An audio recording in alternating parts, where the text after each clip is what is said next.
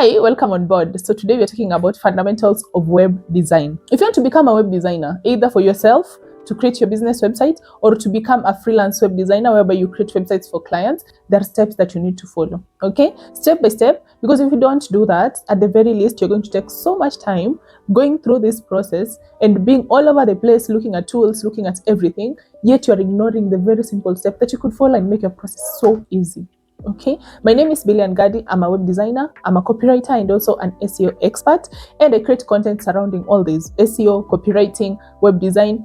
So if you're someone who is interested in learning this, you can hit the subscribe button so that every time I drop a video, actually I'm doing a series right now, so you can follow up so that you understand, you learn web design step by step without skipping a step, so that your process is seamless and you don't take too much time, which is unnecessary. Okay, so in my previous video, I talked about how to become a web designer in 2025. That was part of a series that I'm doing currently, and it's Introduction to Web Design. Now, this is the second video that I'm doing on that series, and this second video is on fundamentals of web design. And if you watched that previous video, I highlighted the 5 steps of becoming a web designer, and this was the first step. So I just highlighted it there, but now I'm going deep into it, telling you what are the fundamentals, what are some of the things that you really need to understand before you actually pick up your laptop, get onto that platform and start designing your website. So let's get to the first fundamental, and that is, what is a website? Okay, so a website is just a place online that you create with your products or your services, and you communicate about your company, and then you also drive, which is very important, you drive that person who is visiting your website towards a particular action. Okay, if you're a blog, you create a website so that people can subscribe to your newsletter or keep on reading. If you're an e-commerce, then you create your website to help people look at your products, understand what the features and benefits of your products, and then they buy. Okay. If you're a service-based business, then you create a website for people to look at your services, probably look at your testimonials, just know overall about the company, and then book a call with you. Okay, so basically a website is a tool that you use for your business. You use it to communicate fast about your business, and also to drive people towards a particular action. It's very important to understand that, actually, because if you don't understand that in the purpose of a website, then when you get to designing, you'll just be designing and putting together pages and images and text that are actually just pretty but don't actually convert. Because if I'm a business person, I don't just need a website, I need a tool to help me increase sales. That's the bottom line. Okay, so you need to understand what is a website and what is its purpose. Its purpose is to drive an action towards an action, and that action could be different depending on the kind of business you run. So the second fundamental, which was also a problem to me, was understanding what is a domain and what is hosting. Okay, so story time. In 2019, that was the first time I actually came across WordPress. Earlier in 2019, that's when I came across WordPress, and I had heard about blogging, and I wanted to blog.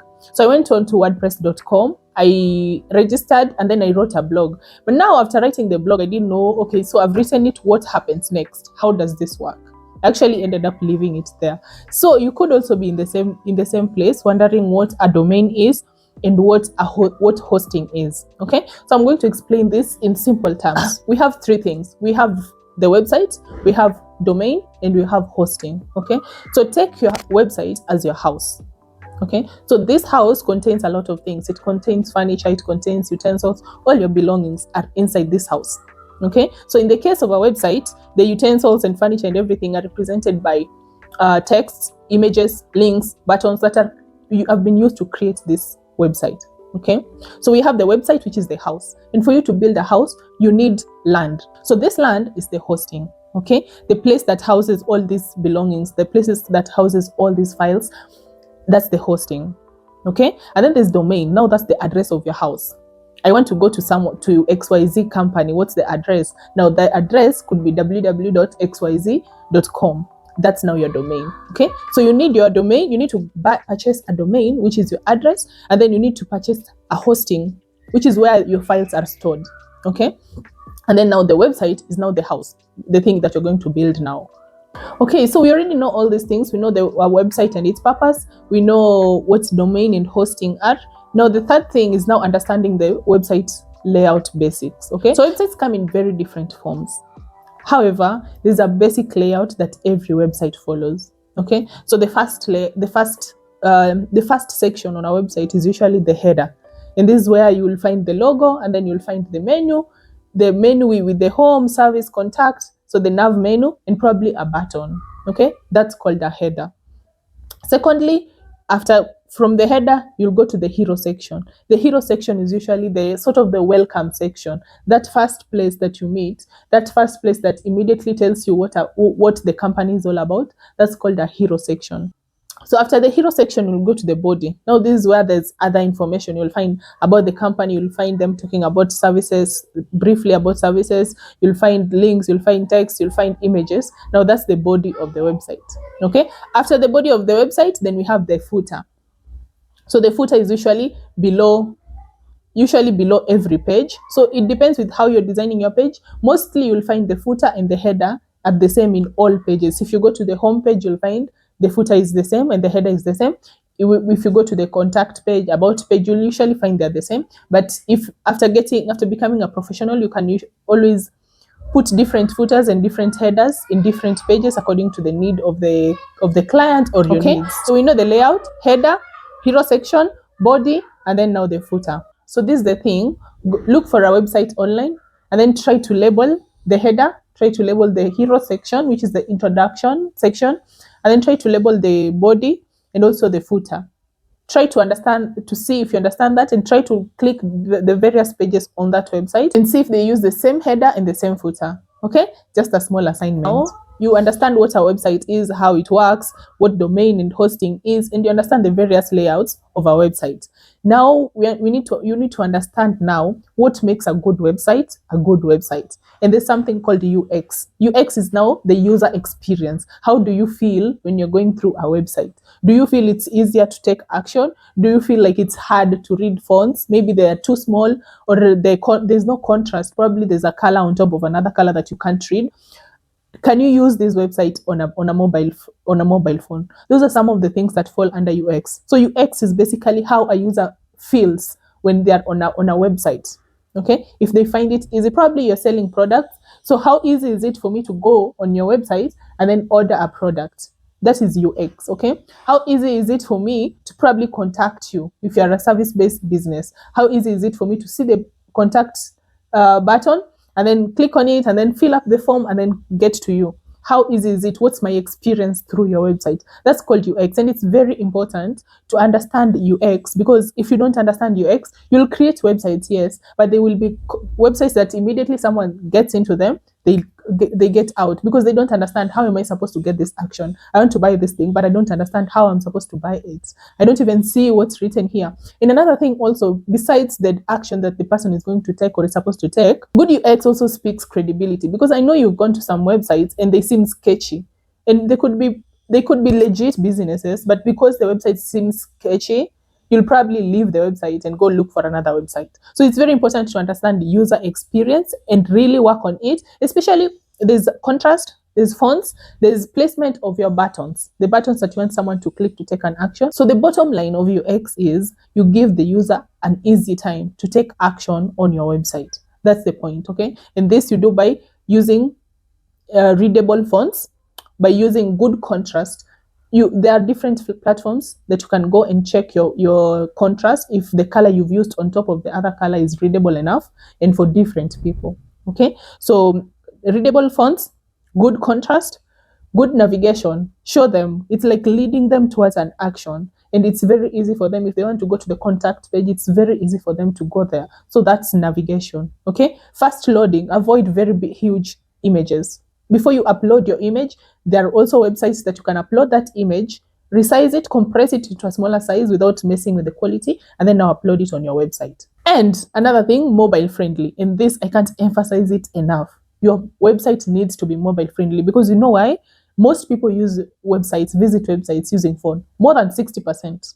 More than 60% of the time, people will visit the website you built using their phone. Okay, so if your website is not mobile friendly, then they'll end up going to the website, feeling it's sketchy, feeling they can't navigate, they can't take action, and then they leave immediately.